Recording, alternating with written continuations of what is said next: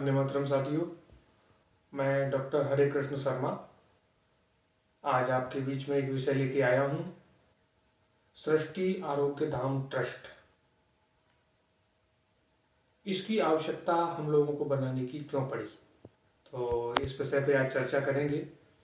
क्योंकि जो सृष्टि है, संपूर्ण सृष्टि, पूरी पृथ्वी, कहीं न कहीं वर्तमान समय में हम ऐसे इन सब चीज़ों से, जो हम मनुष्य के लिए, हर एक प्राणी मात्र के लिए संकट में आज स्थिति आ गई है, उस स्थिति से निकालने के लिए, उस स्थिति से संभलने के लिए, उस स्थिति में किस प्रकार से हम अपने आप को स्वस्थ रख पाएं, ऐसी क्या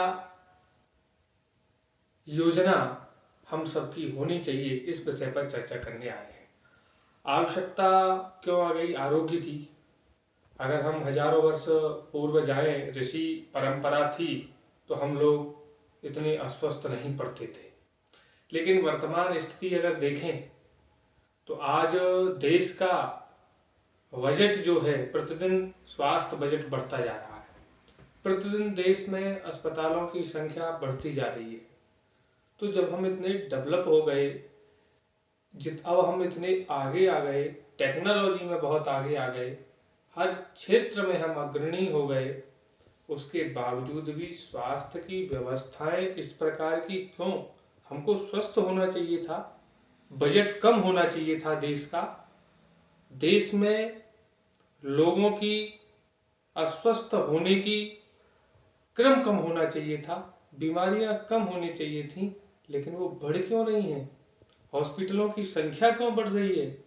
क्या इस पर हमने कभी चिंतन किया? आज देश, शहर में, पूरे देश में विभिन्न विभिन्न प्रकार की खाने की नई नई चीजें आ रही हैं, लोग उसकी तरफ आकर्षित हो रहे हैं।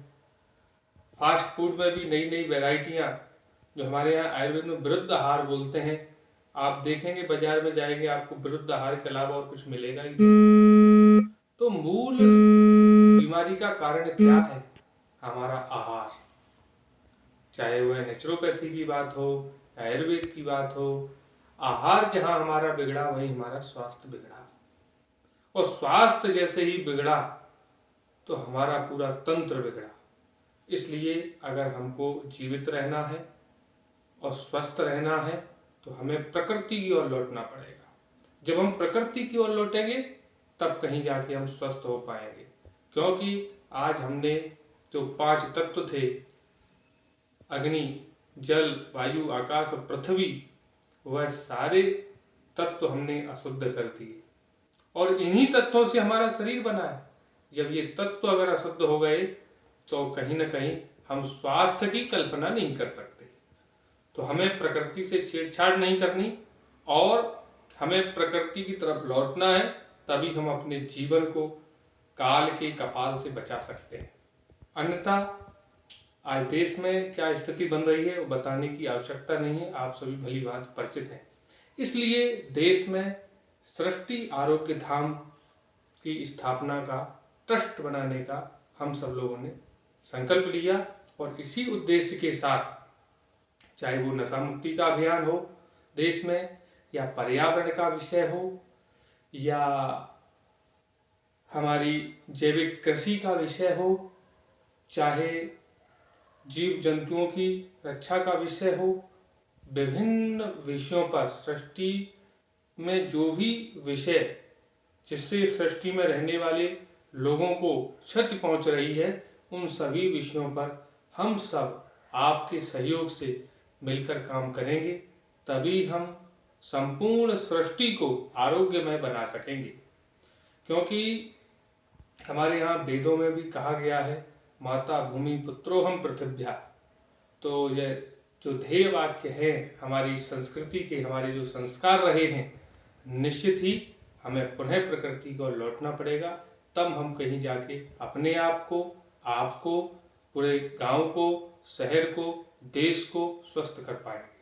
क्योंकि हमारा उद्देश्य ये है कि प्राकृतिक चिकित्सा जो है, वह मनुष्य को जीवन पद्धति है, वह एक चिकित्सा नहीं, वह एक जीवन पद्धति है। अगर उस जीवन पद्धति में हम आ जाएंगे तो आपको मैं वचन देता हूँ, आप कभी अस्वस्थ नहीं पड़ सकते, क्योंकि इस चिकित्सा के माध्यम से हम शारीरिक, मानसिक, वैचारिक और आध्यात्मिक इन सभी रूप से हम स्वस्थ हो सकते हैं।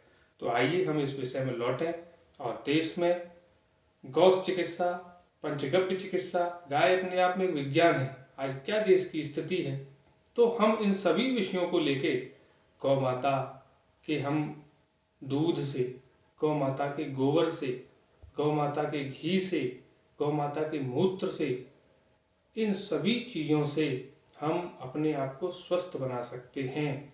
यह अपने आप में एक अद्भुत विज्ञान है। आज आपको रिसर्च करने का अवसर मिल रहा है, आप भी रिसर्च करिए और धीरे धीरे हम आपको विभिन्न ऐसे विषयों पर रिसर्च भी उपलब्ध कराएंगे और इन सब चीज़ों से लोगों को स्वस्थ होते भी आपको हम दिखाएंगे और बताएंगे। आइए आप लौटिए प्रकृति की ओर और प्रकृति के अनुसार आप चलेंगे तो निश्चित मानिए आप कभी अस्वस्थ नहीं होंगे। एक छोटा सा उदाहरण आपको दूंगा। हमारे जंगल में सभी जीव रहते हैं, पक्षी भी रहते हैं, जानवर भी रहते हैं।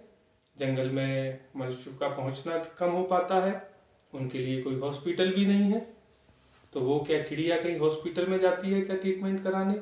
नहीं, प्रकृति ने उसको जन्म दिया है और प्रकृति में ही इतनी ताकत है कि वह स्वतः अपनी बॉडी को हील करती है। यही नेचुरोपैथी का सिद्धांत है। तो बॉडी स्वयं हील करती है और वो व्यक्ति स्वस्थ हो जाता है। तो हमें छोटी छोटी बातों को सीखना पड़ेगा और नेचुरोपैथी के सिद्धांत को मानकर और हमें अपने स्वास्थ्य को उत्कृष्ट बनाना है और लोगों के भी स्वास्थ्य को उत्कृष्ट बनाना है। हर गांव में जो बीमारियां पहुंच चुकी हैं, हमारा एक ही संकल्प है, गांव से रोग मुक्त करना। धन्यवाद। वंदे मातरम।